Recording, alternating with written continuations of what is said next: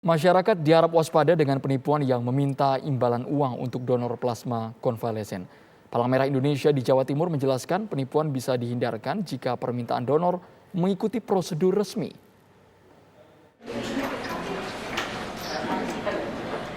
Seiring dengan tingginya angka kasus positif COVID-19, permintaan kebutuhan darah plasma konvalesen juga meningkat. Sedangkan persediaan di Palang Merah Indonesia terbatas. Hal ini rentan dimanfaatkan pihak penipu. Untuk menghindari penipuan, PMI berharap masyarakat waspada dan donor darah mengikuti prosedur. Proses permintaan donor darah plasma konvalesen diawali dari rumah sakit atau dokter yang merawat pasien yang meminta ke unit transfusi darah atau UTD PMI. Pihak UTD memenuhi permintaan ke bank darah rumah sakit.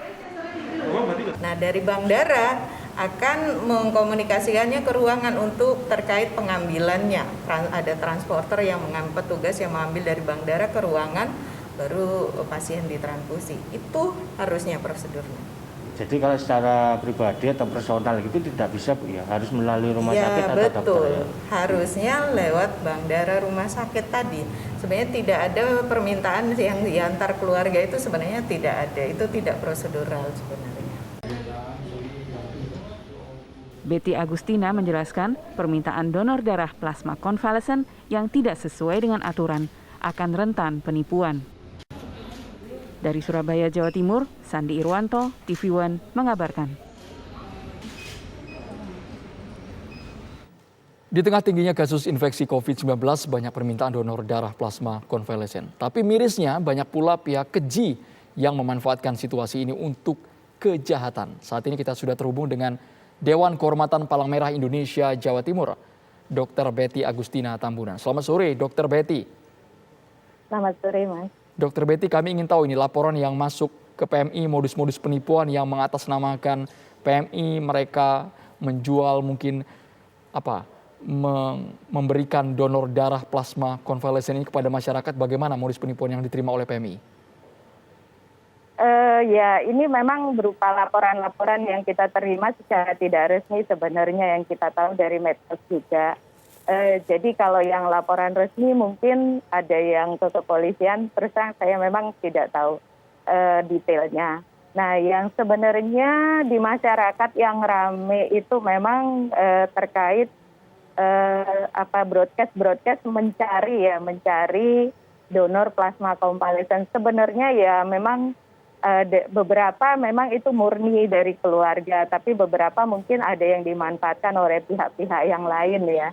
Jadi banyak permintaan itu berseliweran di medsos seperti itu. Ketika mereka menerima informasi dari media sosial atau mungkin grup WA, apakah mereka korban ini sudah mendatangi PMI ketika datang ke kantor ternyata tidak ada barangnya? Atau bagaimana, Dr. Betty? Ya, sebenarnya kita melayani itu yang donor dan keluarganya memang yang jelas gitu. Artinya saat keluarga meminta plasma dengan membawa permintaan dari rumah sakit, itu sebenarnya yang dilayani. Kalau mereka meminta plasma konvalesen tanpa ada surat resmi permintaan dari dokter, PMI tidak melayani seperti itu. Nah, tapi kalau di luar itu prosedur itu mungkin ada yang mengkontak keluarga terus meminta bayaran dan segala macam. Sebenarnya itu terjadi di luarnya PMI tanpa sepengetahuan kita. Tapi kalau di PMI Jawa Timur, apakah stoknya terbatas sehingga dimanfaatkan pihak-pihak yang tidak bertanggung jawab, Dr. Betty? Betul sekali, Mas. Memang saat ini stok plasma konvalesen itu terbatas. Jadi sebenarnya memang kalau stoknya di PMI itu kosong dan ya, kosong dalam artian yang disimpan ya. Jadi kebanyakan itu memang hari ini misalnya ada produksi, misalnya ada donor dan kita apresis, itu sudah ada calon penerimanya seperti itu. Jadi untuk masyarakat demi mendapatkan donor plasma konvalesen tapi dengan jalur resmi dan juga ada di PMI, bagaimana prosedurnya, Dr. Betty? Ya, secara prosedural seperti tadi sebelumnya itu saya sampaikan kalau PMI hanya melayani yang jelas permintaannya dengan membawa surat permintaan dari dokter Oke. penanggung jawab pasien yang merawat pasien seperti itu. Baik, imbauan untuk masyarakat mungkin agar tidak menjadi korban penipuan yang mengiming-imingi donor plasma konvalesen ini.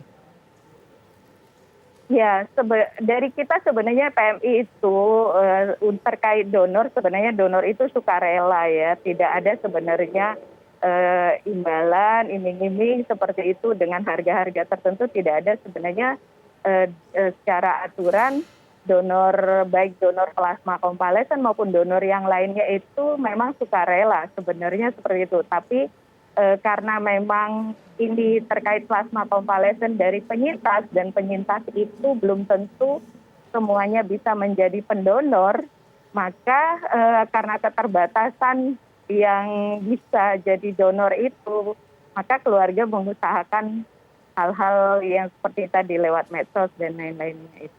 Selain itu Dokter Betty, mungkin bagi masyarakat yang ingin menyumbangkan darahnya, ingin donor darah, mungkin kategorinya konvalesen atau tidak kan harus dideteksi terlebih dahulu di PMI. Bagaimana? Karena di tengah kelangkaan seperti ini banyak orang yang sangat membutuhkan.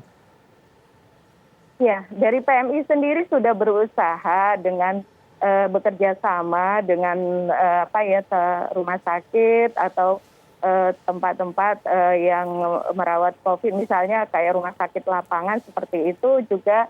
Sebenarnya kita mendata pasien-pasien yang sudah mau sembuh dan sudah dimotivasi kalau nanti sembuh mau jadi pendonor seperti itu, dan juga kita mengadakan kegiatan-kegiatan donor plasma konvalesen ya di tempat tertentu yang mudah dijangkau seperti itu selain di PMI sendiri untuk meluaskan kita mencari donor plasma konvalesen ini gitu. Itu usaha-usaha dan memang waktu awal-awal terjadi lonjakan yang kasus ini, memang yang sakit dengan yang penyintas kan proporsinya kan sudah maksudnya tidak seimbang sehingga memang terjadi kelangkaan. Tapi kalau untuk saat-saat sekarang udah semakin bisa memenuhi kebutuhan plasma konvalesen dari pasien.